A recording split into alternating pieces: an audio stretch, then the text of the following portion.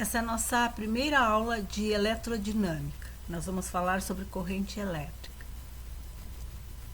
Corrente elétrica.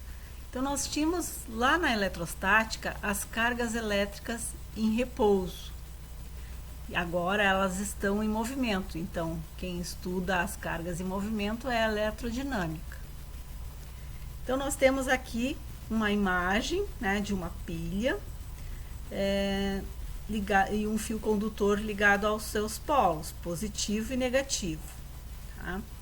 Então, se o fio condutor for ligado, por exemplo, aos polos de uma bateria, os elétrons presentes no fio condutor ficarão sob a ação de uma força elétrica devido ao campo elétrico.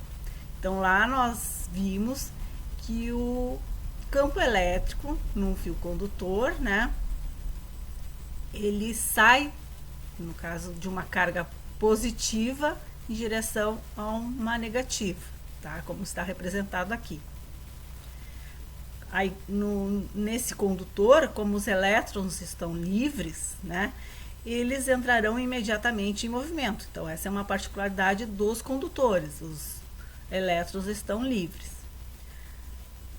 E esse fluxo de elétrons, então, é denominado de corrente elétrica. Então, nós temos uma corrente elétrica circulando no condutor, no fio condutor. Então, como os elétrons têm carga negativa, o movimento terá sentido contrário ao campo elétrico, sentido real da corrente.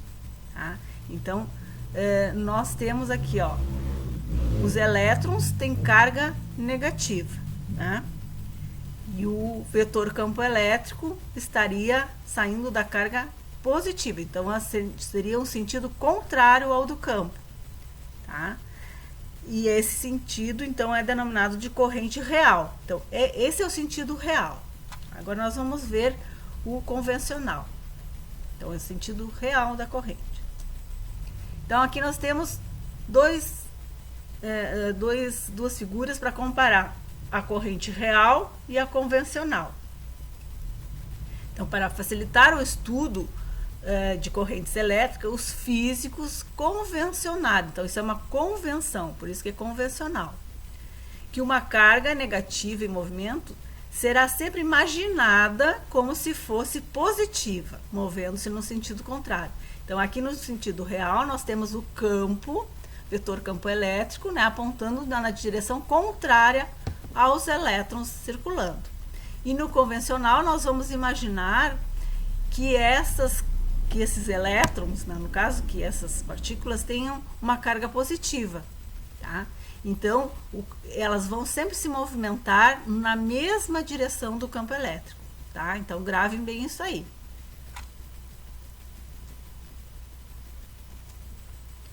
Agora nós vamos tratar da intensidade de corrente. Nós vamos poder medir essa corrente elétrica. Então, a intensidade da corrente elétrica, I, ela é identificada pela letra I, tá? E é a medida de quantidade de carga ΔQ, que passa por uma unidade de tempo, ΔT, através de uma seção S do condutor. Então, matematicamente, nós vamos ter essa equação. I é igual a ΔQ sobre ΔT.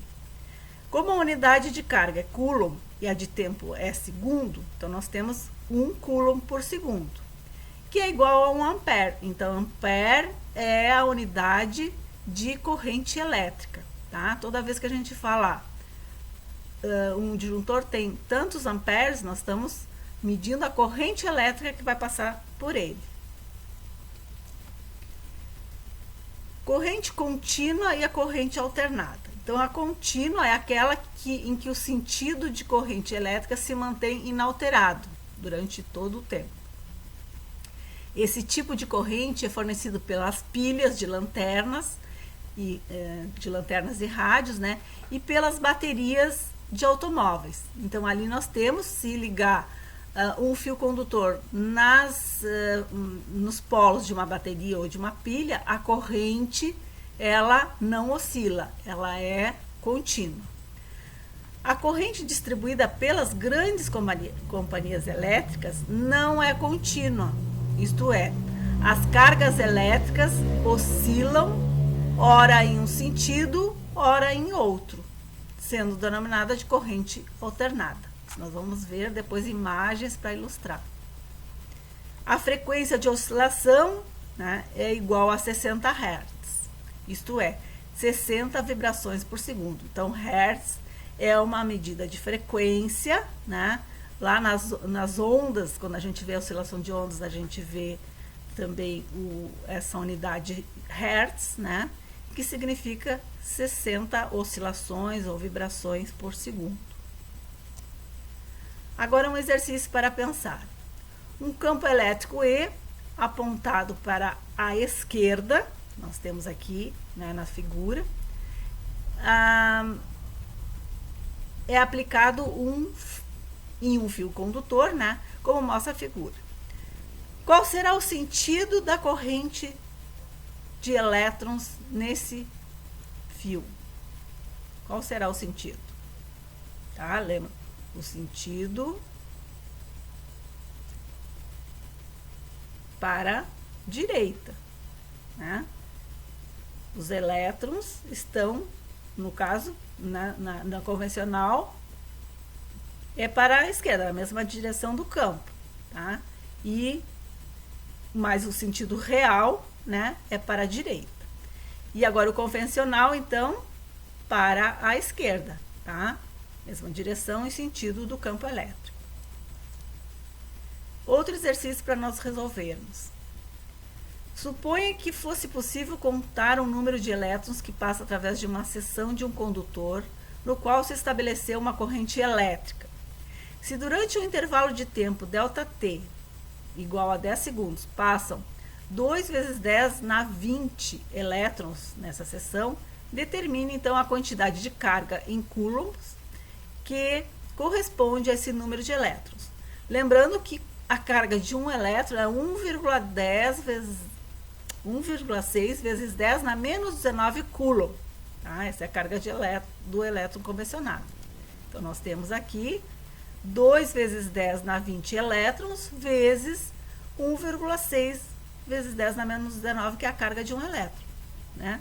Resolvendo a equação, nós temos 32 coulomb. Agora, pede a intensidade de corrente em ampere que passa pela seção, né, durante um intervalo de 10 segundos. Então, nós temos a nossa equação, né, intensidade I é igual a ΔQ sobre ΔT, 32 coulombs sobre 10 segundos, nós temos 3,2 ampere. Lembrando sempre que nós temos que tratar as unidades todas no sistema internacional. Então, o segundo está no sistema internacional, o coulomb também. Então, o ampere também. E nós seguimos para a nossa segunda aula de eletrodinâmica.